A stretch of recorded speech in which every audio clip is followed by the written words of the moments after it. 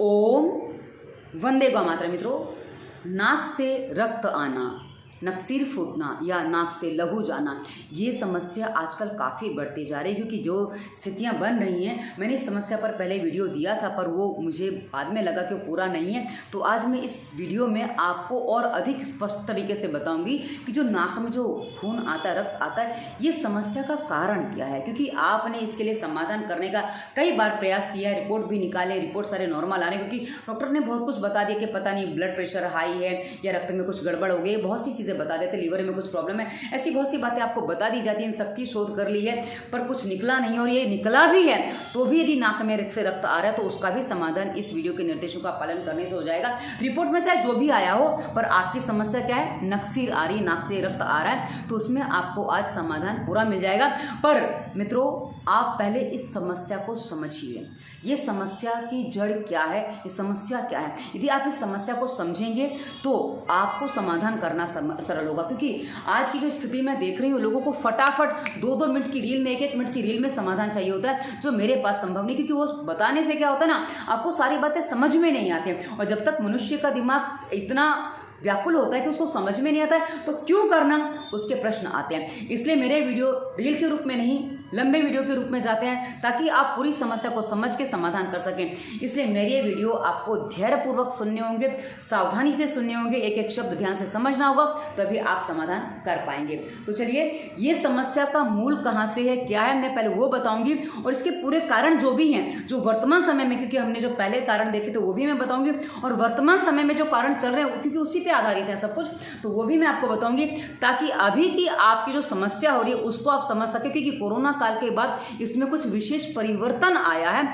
इस परिवर्तन में क्या स्थिति बनी है, क्यों ये बना, ये सारी की सारी बातें मैं आपको विस्तार से बताऊंगी ताकि आप समझ सकें। ये समझ के जब आप कोई काम करते हैं तो उसको आप ठीक से कर पाते हैं, बिना समझे आप काम ठीक से नहीं कर पाते हैं। और ये यदि आपने निर्देशों को ध्यान से सुन के समझ लिया तो जीवन में कभी भी, कितने लंबे समय से भी आपको नक्सीर आ रही हो, जीवन में अब कभी भी आपकी नक्सीर नहीं फूटेगी, नाक से रक्त नहीं आएगा, और इस समस्या का समाधान आपको परमानेंट रूप से मिल जाएगा। तो चलिए, सबसे पहले इसके कारणों की बात करते हैं। इसका सबसे पहले जो ये होता था, कैसे होता था, मैं आपको बता दूं। मित्रों, पहले जब मैं अपने बचपन की बात करूं तो उस समय पंखे वगैरह नहीं थे, लेकिन जब मैं गांव में जाती थी, गांव यानी कि मैं कानपुर के आसपास की हूं, तो जब मैं वहां जाती थी, उत्तर भारत में लू अक्सर चलती है। जब लू चलती है ना तो क्या होता है, गरम गरम तेज गरम हवा वो हमारी नाक में से जाती है।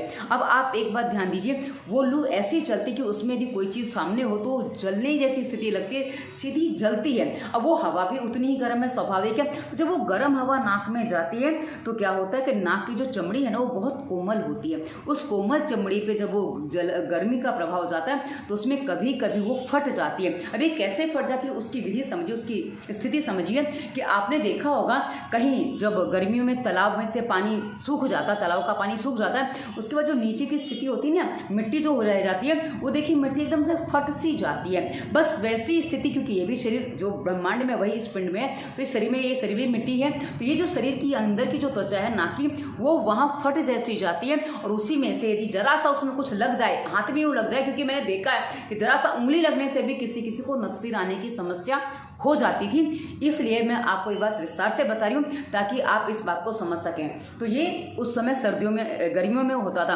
किंतु मैंने जैसे जैसे समय जा रहा है मैंने देखा है कि पहले ये समस्या केवल गर्मियों में होती थी, लेकिन अब ये समस्या लोगों को सर्दियों में भी होती है। सर्दियों में क्यों होती है उसको भी आप स्पष्ट रूप से समझ लीजिए कि क्या होता है, और जो आजकल किसी भी मौसम में हो जाती है उसका भी कारण मैं आपको बताऊंगी कि किसी भी मौसम में क्यों हो जाती है। अब दूसरी बात मित्रों, गर्मी में एक सूखापन होता है, एक गर्म ऋतु होती है, गर्म हवा होती है, जिसके कारण से नाक की वो जो त्वचा वो फट जाती है, जिसके कारण से रक्त आता है। दूसरी बात मित्रों, स्थिति क्या बन जाती है कि जब सर्दियां होती हैं ना, भयंकर सर्दी पड़ती है। आप देखिए, नवंबर के बाद यानी कि आधा नवंबर के बाद दिसंबर, जनवरी और आधा फरवरी मान लीजिए, जो हेमंत और शिशिर ऋतु जिसे कहा जाता है, इन 3-4 महीनों में आप देखिए पतझड़ का समय होता है। पतझड़ यानी कि जिस समय पत्ते पेड़ों से झड़ रहे होते हैं, और उस समय यदि आप पत्ते पर पैर रख दीजिए, पत्ता एकदम पापड़ जैसा कुरकुरा होता है। कैसा, पापड़ जैसा कुरकुरा। और मैं मुंबई में रहती हूँ, मैंने यहाँ मैंने देखा है कि हम मई के महीने में वर्षा होने से पहले, क्योंकि हमारे यहाँ जून में अक्सर बारिश हो जाती है, तो मई के महीने में यदि मैं बिस्कुट खुला रखा छूट जाए कभी, तो हल्की सी सीढ़न आ जाती है उसमें और वो सीढ़ जैसा जाता है, क्योंकि हमारे नमी बहुत अधिक रहती है। किंतु यदि यही बिस्किट वर्षा ये क्या कहते हैं हेमंत और शिशिर ऋतु में मैं उसको ऐसे खुला छोड़ दूँ तो वो कुरकुरा ही रहता है। अर्थात मुंबई जैसे वातावरण में भी सर्दियों की ऋतु में इतनी नमी खो जाती है, नमी कम हो जाती है कि वो बिस्किट कुरकुरा रहता है और पत्ते तो कुरकुरे लगते ही हैं। तो ये जो कुरकुरापन है ना मित्रों, ये भी सूखापन है। और जब ये सूखी हवा नाक में जाती है और नाक में आपको तेल आदि डालने का अभ्यास नहीं हो, तो ऐसी अवस्था में आप देखेंगे कि आपको नाक में ठंडी हवा काफ़ी ठंडी लग रही है। और ऐसी अवस्था में कई बार कुछ लोग नाक से सांस नहीं ले पाते हैं, उनको नाक से थोड़ा बंद करना पड़ता है। जैसे गर्मी में होता है वैसे उत्तर भारत में गर्मी में होता है, और वैसे ठंडी तो वहाँ बहुत पड़ती है, ठंडी है, हमारे यहाँ ठंडी कम पड़ती है, पर फिर भी मौसम इतना सूखा होता है कि उस समय पत्ते झड़ रहे हैं, तो हमारी नाक की स्थिति भी कुछ वैसी होती है। तो जो हवा जाती है वो इतनी सूखी होती है कि उसके कारण से भी किसी किसी की सर्दी की ऋतुओं में भी, क्योंकि मैंने देखा है दिसंबर जनवरी के महीने में भी नाक सिर्फ फूट रही है, नाक से रक्त आ रहा है। तो समझ में आता है कि जो सूखापन है, वो जो सूखी हवा नाक में जाती है अंदर जाके ड्राइनेस बढ़ा देती है, और उसी ड्राइनेस के कारण से कभी त्वचा फट जाती है और रक्त आ जाता है। ये दूसरी स्थिति बनती है। अब मित्रों, मैंने बोला सर्दियों में क्यों होता है, गर्मियों में क्यों होता है, वो स्पष्ट हो गया। अब बाकी किसी भी ऋतु में किसी किसी की नाक सिर फूट जाती है, उसका कारण भी बता दूं। यदि आप अधिक पंखा उपयोग करते हैं, पंखा तेज चलता है और पंखे के नीचे आप रहते हैं, या आप एसी का प्रयोग कर रहे हैं, एसी का टेम्परेचर कितना भी उससे मैटर नहीं करता, पर आप एसी का प्रयोग कर रहे हैं, तो इसमें क्या स्थितियां बनती है आप समझ लीजिए। तेज हवा जब लगती है तो, और आजकल कहा ना लोगों की अक्सर नाक से सांस नहीं चल पाती, उसमें दवाइयाँ खाना भी रीजन, मैं आगे वो भी बताऊंगी आपको। कहा ना धैर्य पूर्वक आपको पूरा वीडियो सुनना है, समझना है, ताकि आपको अपनी समस्या समझ में आ जाए। तो क्या होता है, जो आप पंखे के नीचे होते हो तो उस समय जो हवा चलती है वो हवा कैसी है, सूखी है। तो वो सूखी हवा जो कृत्रिम हवा है, प्राकृतिक हवा कभी इस तरह से हानि नहीं पहुंचाती है, पर जो कृत्रिम हवा है वो आपको हानि पहुंचाती है। वहीं यदि आप एसी आदि में रहते हैं, एसी में रहते हैं, तो एसी के टेम्परेचर से निकल के आप गर्मी में जाते हो, या गर्मी के टेम्परेचर से आप सीधा एसी में आते हो। तो जो ठंडा गर्म होता है ना, ये जो बार बार परिवर्तन होता है, इस परिवर्तन के कारण से, क्योंकि मैंने देखा है अक्सर जब गर्मी बहुत होती है तो लोग धीरे से आके एसी चलाते हैं, फिर अचानक से बाहर जाना पड़ेगा, तो क्या होता है, आपके नाक का वातावरण सबसे ज़्यादा परिवर्तित होता है। नाक में जो गर्म हवा थी अभी ठंडी हो गई, फिर बाद में गर्म हो रही है। तो ये जो परिवर्तन है ना मित्रों, ये आपके अंदर के नाक के टेम्परेचर को जो टेढ़ा मेढ़ा करता है ना, आप इसको एक दूसरे तरीके से समझ लीजिए। यदि किसी पतीले में कुछ चिपक गया है, किसी बर्तन में कुछ चिपक गया है, उसको छुटाना है ना, तो उसका एक तरीका ये भी है कि उस बर्तन को आप खूब तपा दीजिए, खूब गर्म कर दीजिए, उसके ऊपर उस ठंडा सा, उसके बाद उस पर ठंडा पानी डाल दीजिए, वो चीज़ छूट जाएगी, एकदम तड़तड़ा के छूट जाएगी। तो मित्रों, जो तड़तड़ा के छूटने वाली बात होती है ना, वही ठंड गर्म से हमारी नाक में बन जाती है, और वहाँ हमारी नाक की जो झिल्ली है, जो त्वचा, वो फट जाती है और नक से फूट जाती है। ये 3 बहुत बड़े कारण हैं मित्रों। उसके बाद एक समस्या और बड़ी होती है, क्योंकि पेट जब साफ नहीं होता तब शरीर में गर्मी बनती है, वो शरीर के भीतर की गर्मी होती है, और ये गर्मी अक्सर लोग सर्दियों में पानी कम पीते तब भी बनती है, और जब पेट साफ नहीं होता तब भी बनती है। और प्लस जब आप कोई भी केमिकल रूपी दवाइयाँ खा रहे हैं, क्योंकि आप जो एलोपैथिक दवाइयाँ खाते हैं, क्योंकि आजकल तो मैंने एक चीज़ और देखी है कि आयुर्वेद वाले भी कुछ नाम बनाने के लिए, कुछ जल्दी रिजल्ट देने के लिए, क्योंकि आजकल कहा ना सबको जल्दबाजी है, तो जल्दी रिजल्ट देने के चक्कर में उसमें कुछ केमिकल आदि मिला देते हैं, जिससे वो दवाएं भी दूषित हो गई हैं, जो औषधियाँ वो भी दूषित हो गई हैं। और ऐसी अवस्था में जो आपके शरीर में केमिकल जाते हैं, आप किसी भी केमिकल को देख लीजिए, मैं सबसे सिंपल चीज़ आपको बताऊं, जो आंखों में, क्योंकि आंखें बहुत कोमल होती हैं, आंखों में हम हर चीज़ नहीं डाल सकते हैं।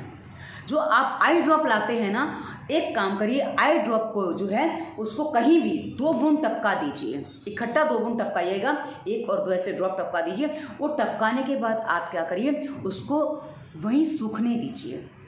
आप देखेंगे उसमें कुछ परतें जैसी जम रही है, उसमें कुछ ऐसा सूखा सूखा पाउडर जैसा आ रहा है। मित्रों, जो सूखा सूखा पाउडर जैसा है ना, ये आप अपनी आंखों में डाल रहे हैं, आंखों को तो नुकसान कर रहा है, पर ऐसे सूखे सूखे पाउडर वाली जो ये जो आप दवाइयाँ खा रहे हैं ना, ये हर तरीके से जो केमिकल दवाओं के रूप में जो आप शरीर में डाल रहे हो, ये जो दवाएं आपके शरीर में जाती हैं, ये आपके शरीर के जो छिद्र है ना, उनको अवरोधित करती हैं। उनमें जो केमिकल जाने की वजह से उनमें जो गर्मी उत्पन्न होती है, क्योंकि जब आपके छिद्र, अंगों के कोशों के छिद्र अवरोधित होते हैं ना, तो उसको काम करने के लिए अधिक ऊर्जा, अधिक गर्मी की जरूरत पड़ती है। तो ऐसी अवस्था में शरीर में गर्मी बढ़ती है, और ये जो गर्मी बढ़ती है ना मित्रों, यही जब बाहर नहीं निकल पाती तो नाक से कई बार खून के रूप में निकलती है, क्योंकि ये हमारे रक्त को दूषित कर रही है, और दूषित रक्त शरीर से निकलना अनिवार्य होता है। यदि नहीं निकलेगा तो पूरे शरीर में फोड़े फुंसी ना जाने क्या क्या कर देगा। तो ऐसी अवस्था में दूषित रक्त का निकलना अनिवार्य होता है, और एक गर्मी के रूप में निकल जाता है। अब किसी का नाक से निकलता है, महिलाओं को किसी को पीरियड्स के रूप में निकलता है, जो मेरे शरीर में से भी निकलता है, क्योंकि मेरे को पिछले 4 साल से कंटिन्यू ब्लीडिंग हो रही है। कंटिन्यू मतलब महीने में 20 दिन, 15-20 दिन ब्लीडिंग हो जाती है, और मेरा हीमोग्लोबिन का जो स्तर है ना मित्रों, 2 से 3 के बीच में रहता है। आजकल पिछले करीब 1 साल से मैं आपको बता दूं, मेरा हीमोग्लोबिन इतना ही है, इससे ज़्यादा नहीं बढ़ पा रहा है, क्योंकि ब्लड जहाँ बढ़ता है वहीं ब्लीडिंग हो जाती है, और ब्लीडिंग होते ही ब्लड वापस वहीं आ जाता है। और उस हीमोग्लोबिन के कारण ही मैं थोड़ा जो मन से कम कहूँगी, शरीर जो कमज़ोर हो जाता है उसमें मन कभी कभी साथ नहीं दे पाता है, इसलिए मेरे रेगुलर वीडियो नहीं मिल पा रहे हैं आपको। पर कभी कभी ऐसा लगता है कि इस समस्या का समाधान अनिवार्य है, तो मैं वीडियो आपको दे भी देती हूँ। तो मैं ये क्यों बता रही हूँ, क्योंकि हम लोग जो कई बार क्या कहते हैं, लोग कहते हैं हमें दवाइयाँ खाना अच्छा नहीं लगता है, लेकिन क्या करें, मजबूरी में दवाई खानी पड़ती है। रोग ऐसा आ गया तो दवाई खानी पड़ गई, थायराइड है तो क्या करें, दवाइयाँ खानी पड़ेंगी, डायबिटीज है तो क्या करें, दवाइयाँ खानी पड़ेंगी, सर्दी ऐसी हुई तो दवाइयाँ खानी पड़ गई। तो आप जो छोटी छोटी बातों पर दवाइयाँ खाते हो ना, मुझे डॉक्टर ने ऑपरेशन बता दिया, क्योंकि जब मैं वैसे रिपोर्ट के चक्कर में भी नहीं पड़ती हूँ, पर जब घर वाले पीछे पड़ते हैं तो चलो ठीक है, रिपोर्ट निकाल लेते हैं, पर हाँ दवाइयाँ मैं फिर भी नहीं खाती हूँ, दवाइयों से मैं फिर भी बचती हूँ। तो मित्रों, आप बोलेंगे आप इसका समाधान क्यों नहीं करते। मित्रों, कर्म सबको काटने पड़ते हैं, और कर्म काटे बिना गुजारा नहीं होता है। मैंने कहा ना, मैं ईश्वर को कह चुकी हूँ, बुलाना है बुला लो, मैं दवाइयाँ नहीं खाऊंगी। मेरा उद्देश्य है दवा मुक्त भारत, और ये मैं तभी पूरा कर सकती हूँ जब मैं दवाइयों पर निर्भर नहीं रहूंगी, तभी मेरे पास रास्ते आएंगे। और दवाइयों पर मैं निर्भर हो जाऊंगी तो मैं भी लोगों को वही बताने लग जाऊंगी। तो मित्रों, इसलिए मैं कभी दवाइयाँ नहीं खाती हूँ। हाँ, व्यवस्था में कभी पहले घर वालों ने कुछ दवाइयाँ खिला दी थी, पर जब से अपने आप को संभाला, वहाँ जाना ही नहीं कि दवाइयाँ खानी पड़े, और मैं फिर अकेले रहना अधिक चुनाव करती हूँ, इसलिए मैं अकेले रहना पसंद करती हूँ। अब मित्रों, एक बात और बता दूँ कि जब आप ये जो दवाइयाँ खाते हो, ये जो आपके रोम छिद्रों को, कोशों का, आपकी जो कोश है उनको अवशोषित, कोश यानी कि रोम छिद्र, और वो जो हमारी कोशिकाएं होती है ना, छोटे छोटे उत्तक बोलते हैं, कोशिका बोलते हैं, टिश्यूज, हाँ टिश्यूज को अवरोधित कर देते हैं, जिसके कारण से भी शरीर में गर्मी बनती है। तो किसी किसी का शरीर गर्म हो जाता है, और किसी किसी को नक्सीर आ जाती है। और मित्रों, आज जो एसी पंखे जो तेज चलते हैं, जो एसी का टेम्परेचर डाउन रहता है, जो स्थितियां बन रही है, उसके कारण से क्या होता है, जो बार बार सर्दी जुकाम होता है, क्योंकि जब आप कुछ चीज़ें नहीं यूज़ करते हो, प्रकृति का पालन नहीं करते हो, तो उसके कारण से जो विकृतियां होती हैं, उसी के कारण से जो बार बार जुकाम आदि होता है, जो नाक से सांस नहीं चल पाने की स्थिति में आप मुंह से सांस लेने लग जाते हो, तो जो नसल पॉलिश आदि की समस्या हो जाती है, नाक में जो छेद अवरोधित हो जाते हैं, हड्डी बढ़ जाना, मांस बढ़ जाना, कोई भी समस्या होती है, ऐसी अवस्था में जो नाक से सांस नहीं चल पाता है, छेद थोड़ा सा खुला रह जाता है, तो ऐसी अवस्था में भी किसी किसी को जो गर्मी बनती है, जो गर्मी पनपती है, उसके कारण से भी नक्सीर आती है। मतलब नक्सीर आने का सबसे बड़ा जो कारण है ना, वो नाक से सांस ना चलना है, बार बार टेम्परेचर का बदलना है, अत्यधिक ठंडी लगना, अत्यधिक गर्मी लगना है, और पेट का साफ ना होना, और साथ ही शरीर में अत्यधिक केमिकल का प्रभाव होना है। और मित्रों, कोरोना काल के बाद लोग थोड़ा इस बात के लिए जागृत हुए कि नाक से सांस चलनी चाहिए, क्योंकि मैंने तो कोरोना काल से पहले ही वीडियो दिए थे कि नाक से सांस चलती है कैसे पहचाने वगैरह, मैंने काफ़ी वीडियो दिए इस समस्या पर। और इसी वीडियो के डिस्क्रिप्शन में वायरस के प्रभाव प्लेलिस्ट में मैंने इस सर्दी खांसी जुकाम बुखार पर विस्तार से वीडियो दिए हैं, ताकि आपको दवाइयाँ खाए बिना आप अपने आप को ठीक कर सकें। और दवा मुक्ति प्लेलिस्ट में बाकी रोग जो होते हैं ना, डायबिटीज, ब्लड प्रेशर, थायराइड, इन पर भी वीडियो दिए, ताकि आप उनकी भी दवा छोड़ सकें और सदा के लिए समाधान कर सकें। तो मित्रों, क्या करना है कि आप जो दवाइयाँ खाते हो उसके साइड इफेक्ट आपका शरीर झेल रहा है। आशा है आपको स्पष्ट हुआ होगा कि आपको जो नाक से खून आ रहा है, रक्त आ रहा है, उसमें क्या कारण, क्योंकि आप जो दवाइयाँ खाते हो, जो केमिकल उस दवाइयों के रूप में आपके शरीर में जा रहे हैं, ये शरीर में जाने के बाद क्या करते हैं, पहला काम पेट साफ नहीं होने देते, दूसरी बात, पेट साफ न होने से शरीर में वात, पित्त, कफ तीनों ही दोष प्रकोपित होते हैं और इस कारण से आपका शरीर का जो अंग कमजोर होता है, जो अंग निर्बल होता है, उस अंग पे उसका प्रभाव होता है और इसमें फिर लीवर में इन्फेक्शन भी हो सकता है, आंतों में इन्फेक्शन भी हो सकता है, हार्ट में, किडनी में, कहीं भी इन्फेक्शन होता है, जिसके कारण से गर्मी भी बनती है और प्लस समस्याएं भी खड़ी होती हैं। और इन्हीं सभी समस्याओं का समाधान हमने डिस्क्रिप्शन के जो प्लेलिस्ट बताई उन वीडियोज़ में दे रखा है।